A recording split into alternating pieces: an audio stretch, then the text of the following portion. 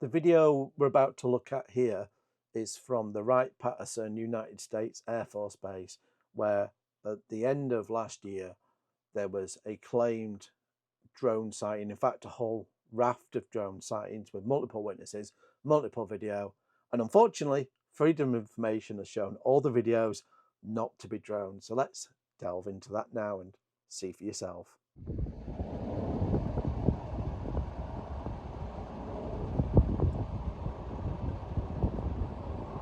Control Guardian 12, you can show a possible over Hope Hotel.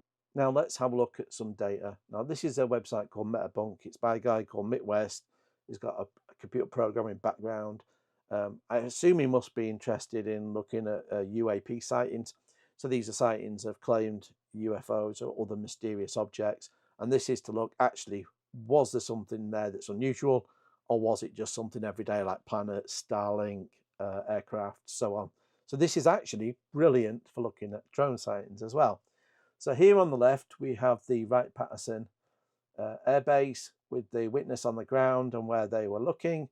There are actually witness statements there where you could take that data from, but I think it's actually using the metadata in the video to be even more precise.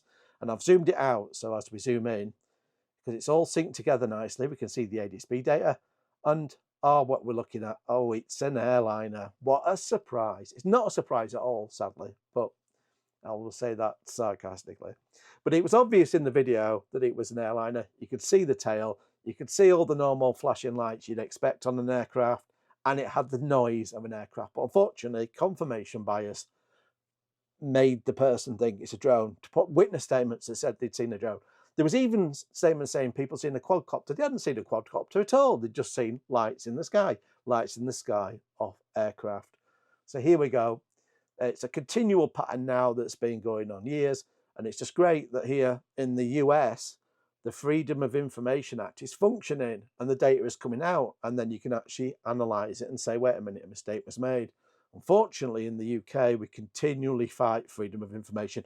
And we're stuck in this mindset of covering up mistakes, and all that does is cost more money and more money and more money, because as a result of the United States Air Force saying they were seeing drones in the sky, which as we're seeing here, they're very likely to be seeing aircraft. We had Cobra meetings.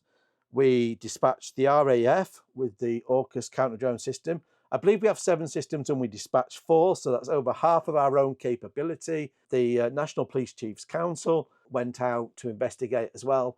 And then we've had the MOD police who've done an investigation, apparently with 46 staff. Now, if those 46 staff have been employed since this went on, the operation has likely cost more than Gatwick. I mean, that's more staff than you had actually assigned to a murder investigation. So we find ourselves again, because we can't be transparent and we refuse to be transparent and we refuse to put data out, that we're just doomed to make the same mistakes over and over and over again. But here's an example, and make your own minds up.